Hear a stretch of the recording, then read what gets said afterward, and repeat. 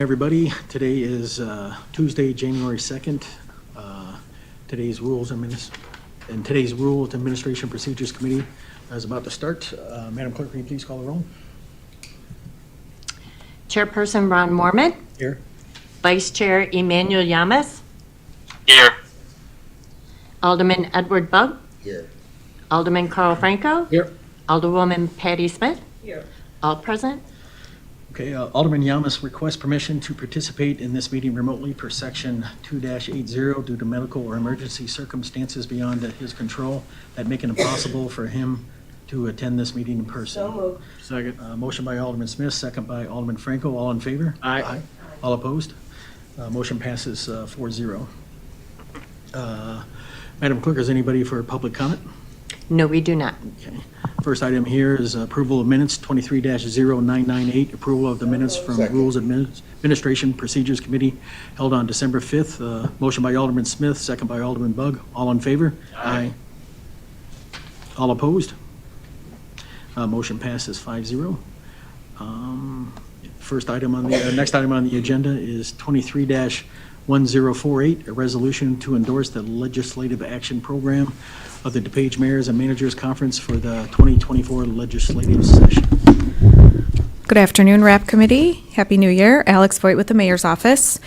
The item before you is something that the RAP Committee has previously approved in 2019 and 2020. So we are asking again for the 2024 approval. DuPage Mayors and Managers is one of the organizations the city is a member of, and I sit on the Legislative Committee. Alex Alexandru sits on the Mayors and Managers Committee. So the Legislative Action Plan, it simply outlines what the group is going to be working on in the 2024 legislative session. The three areas the attachment has been provided for you are fairly broad. There are a number of non-home rule and home rule communities, so these are three issues that everyone is in alignment on, and the City Council endorsing it would just simply show your support for the organization's efforts in the upcoming year. And I can take any questions. Any questions, comments from the committee? Second. A motion by Alderman Smith, second by Alderman Franco. All in favor? Aye. All opposed? Motion passes 5-0. Next item on the agenda, 23-1057, committee update on tobacco license and compliance checks. Yes, Alex Voigt again. This is a follow-up to a question that came up to a recent, I believe it was Chapter 13, regarding tobacco licenses. Alderman Bugg asked a question about how the information of new licenses was relayed from our Revenue and Collections Division to the Police Department. We actually had this question brought up a great opportunity for us to sit down and have a conversation. What we learned is that there was not a great system in place. So we do have a new manager of Revenue and Collections. She's been updating a lot of policies and procedures. This was a great opportunity to sit down and communicate with the police department and find out what works best with their processes. So as outlined in the memo, we are going to go with a quarterly distribution of all licenses with new licenses highlighted. So that will allow the police department to schedule their compliance checks accordingly. As has always been the standard, any businesses that we receive a complaint about or there are any issues with, they receive visits more frequently. So this was just a follow-up to that request, and I can take any questions. Any question or comments from the committee? No. Yeah, this is a non-voting thing, so thank you, Alderman Bugg, for bringing that up, and so I think this is a good thing. So Thank you, Alex. This is it's a needed change, Yep. as we all know. Yes. As new businesses come on board, which, I mean, it's almost like we can't keep up with it. I mean, and not just, the police making their checks, just overall. I mean, there's in our strip malls and things, there's just a lot of turnover. Yeah. Post-COVID. And so it's really just, kind of taking a hold of it and getting a policy and process in place, and I appreciate the action. Yeah, absolutely. It was a great conversation.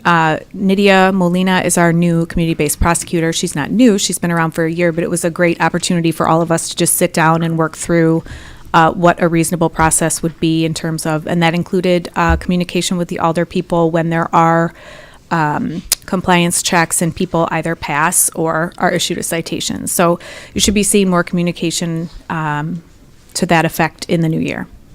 Thank you. So then on that, so all the aldermen and alderwomen will get notified whenever there's a compliance Correct. ex post, obviously, Yes. not just specific to the ward, just a list for everybody. When there are compliance checks. Yeah. Yes. Yeah, we've always done a news release when there's compliance checks with liquor and tobacco with the businesses that pass or, unfortunately, Pass. aren't compliant. But we also, with that, plan to send communication to the alder people as well so that you're aware prior to the news release. So just tightening up communication all around on this topic. Yeah, I think that's great, so. All right, thank you. All right, thank you. Next item on the agenda, 23-0987, recommendation to approve Alderman Cade for office of the alderman. Rich Jacobs, Chief of Staff for the Office of Alderman. As you recall, at the end of October, Shelley Wendett, her final day was in the office as she announced her retirement, and we started the process of finding a replacement. A job announcement was posted on October 27th. We accepted applications through November 7th.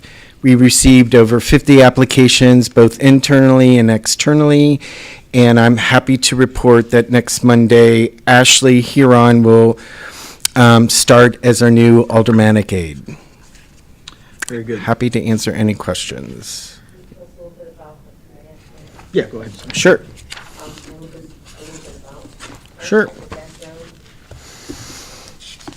She is coming from East Aurora School District. She is. What was the question? Just a little It wasn't on the mic. I couldn't hear the question. Sorry, Manuel, this is Alderman Smith. I just asked if you could give us a little bit of background information on Ashley, that's all. Oh, thank you, Patty. You're welcome. She came from East Aurora High School, or East Aurora School District. She's a parent liaison. Some of her duties were arranging monthly workshops for parents, explaining programs and resources for parents, informing parents and community about community resources, assisting parents and teachers in meetings, appointments, both written and verbal. And she did a lot of working with the administration and in all of these various parent groups. She interviewed very well, and I'm very excited for her to begin next week. Alderman Franco? She was on School District 131's payroll. She was a liaison getting paid. Yes. I didn't know if, it almost sounded like she might be a volunteer. No. She's an employee. She was an employee, okay. Yes. All right, thanks. Yes. You said 50 applicants you went through? Yes. Internally and externally. Any other questions, comments from the committee? With that being said, that was the last item on the agenda. No vote on that, right? No vote, yep. No. Do I hear a motion to adjourn? Motion to adjourn. Second. Motion by Alderman Smith, second by Alderman Franco. All in favor? Aye. Aye. All opposed? Motion passes 5-0. Miss you, Emmanuel. Yes, is a good way. Miss you too, Patty. You don't sound too well. That's a little head cold, that's all. Okay. Well, I should be there a week from today. Good, all right, we'll be in touch. All right. See you guys.